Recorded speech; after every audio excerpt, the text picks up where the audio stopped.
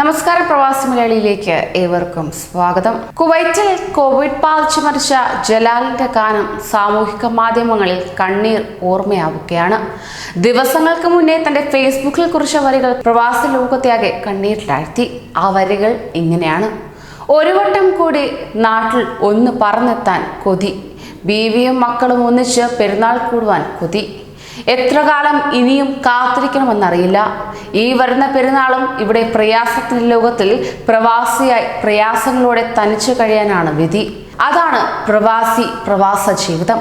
പ്രവാസികളെ തള്ളിപ്പറയുന്നവർ ഓർക്കുക, ഈ കാലവും കഴിഞ്ഞു പോകും. എല്ലാ പ്രവാസികളായ എൻ്റെ ചങ്കുകൾക്കും അള്ളാഹു എന്നും ശാന്തിയും സമാധാനവും തന്ന് അനുഗ്രഹിക്കട്ടെ, ആമീൻ എന്നീ വരികളാണ് കുറിച്ചത്. ഇന്നലെയാണ് തൃശൂർ ചാവക്കാട് മുനക്കക്കടവ് സ്വദേശി ജലാലുദ്ദീൻ കുവൈറ്റിൽ കോവിഡ് ബാധിച്ച് മരിച്ചത്. കോവിഡ് ബാധിച്ച് അമീരി ആശുപത്രിയിൽ ചികിത്സയിലായിരുന്നു ഇദ്ദേഹം.